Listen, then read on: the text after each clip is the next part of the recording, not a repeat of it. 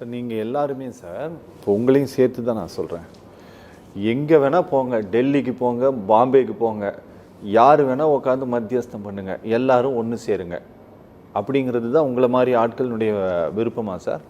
Sir நாங்கள் எங்கள் கட்சிக்குள்ளே நாங்கள் தான் பேசி முடிக்கணும். எங்களுக்கு இன்னொருத்தர் எஜமானி ஆக வேண்டிய விஷயமே கிடையாது சார். ஓகே, அதுக்கு அது பாஜகவே இருந்தாலும் சரிதான். நாங்கள் பாஜகட்ட போய் நின்றுக்கிட்டு எங்கள் கட்சியை இணைங்க, எங்கள் கட்சியை பேசுங்க, எங்கள் கட்சி இங்கே இருக்கிற அடிமட்ட தொண்டனால முடியும். இது அழிஞ்சு போகிற கட்சி இல்லை. இது அழிக்க நினச்சவன் அழிக்க வச்ச கட்சி. இது அழிக்கணும்னு நினச்சவனை, இந்த அதிமுக அழிக்கணும்னு நினச்சவனை அழிக்க வச்ச கட்சியாகவும் இந்த அதிமுக கட்சி. இதுதான் எங்கள் தலைவர் எங்களுக்கு கற்றுக் கொடுத்த பாடம். எங்களுக்கு நியாயமான முறையில் இப்போ இவர் சொன்னார்ல, இவ்வளவு வழிபட நான் இவ்வளவு சொன்னேன், இவ்வளவு பண்ணினேன், இவ்வளவு செஞ்சேன். எனக்கு ஒரு சின்ன சந்தேகம் சார், இதை போய் உள்துறை அமைச்சர்கிட்ட தான் பேசணுமா இல்லை பாரத பிரதமர்கிட்ட பேசணுமா? இவருக்கு சொன்ன இது எல்லாமே பாரத பிரதமர் மோடி கிட்ட கொடுக்கணுமா, உள்துறை அமைச்சர்கிட்ட கொடுக்கணுமா இந்த மனுவை? எனக்கு இல்லை எனக்கு சார் எனக்கு தெரியல சார், நீங்கள் சொல்லுங்க.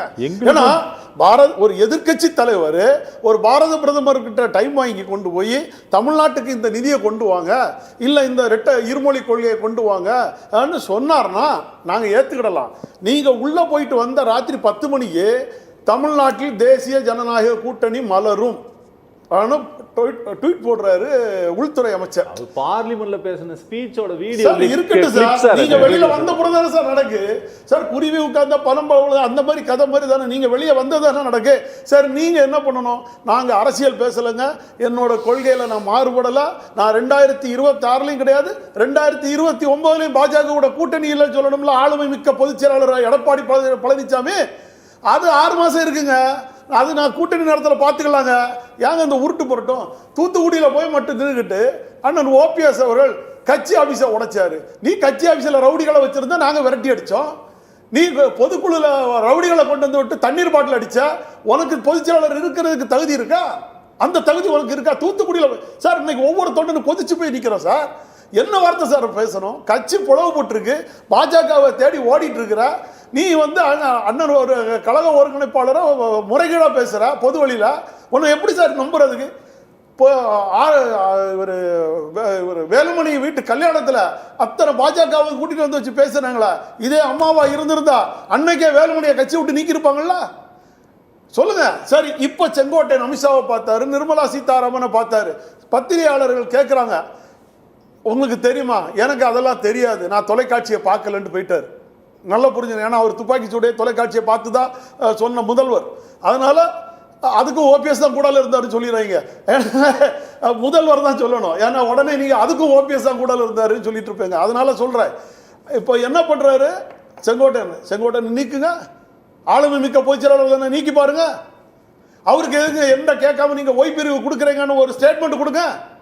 நான் தான் எதிர்கட்சி தலைவர், என்னை விட அவர் ஒரு மாவட்ட செயலாளர், அவருக்கு நீங்கள் ஏங்க ஓய்பிரிவு கொடுக்கணும் அப்படின்னு சொல்லி கொடுங்க, ஸ்டேட்மெண்ட் கொடுக்க சொல்லுங்க சார். முடியாது சார். செங்கோட்டையன் அவரே எழுப்பி பேசும்போது எங்கள் செங்கோட்டையன் பேசுவார் கல்வி விஷயமா, முன்னாள் கல்வி அமைச்சர்னு இவராக தான் வாலண்டரியாக போனார்.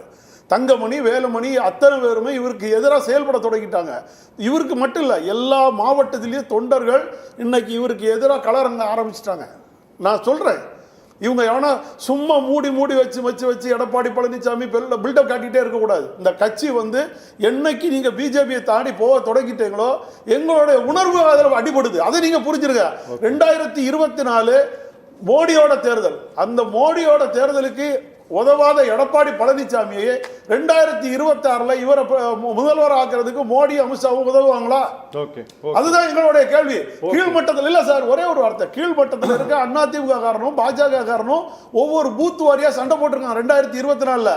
நீங்க மேல கல்யாண வீடு திருமண வீடுன்னு சொல்லி கட்டி பிடிச்சிக்கிட்டு நீங்க உட்கார்ந்துட்டு இருக்கிறீங்க.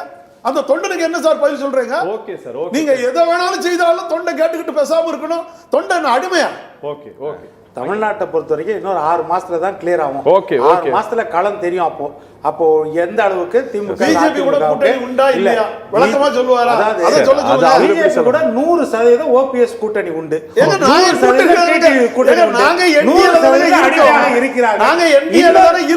அவங்களுக்கு என்ன வேற கட்சி பிரதான கட்சி வந்துச்சுன்னா எங்களுக்கு மவுசு போயிடும், எங்களுக்கு மரியாதை போயிடும். அந்த பயத்துல அந்த பதட்டத்துல சொல்றாங்க. நாங்க இங்க கால் மேல கால் போட்டு உட்கார்ந்து இருக்கிறோம். அப்புறம் வந்துட்டா எங்களுக்கு அந்த மரியாதை போயிடும் அப்படின்னு நேற்று வரைக்கும் ஓபிஎஸ் சொன்னாரு. நன்றியோட இருக்கணும், பிஜேபி கூட நன்றியோட இருக்கணும், நம்மளை காப்பாத்துனது அவங்கதான் அப்படின்னு சொல்லிட்டு இன்றைக்கு கூட்டணி வந்துருவாங்களோன்னு முதல்ல எதிர்க்கிறது இவங்க தான். அப்ப எவ்வளவு முரண்பாடோட இருக்கிறாங்க தெரியுதா?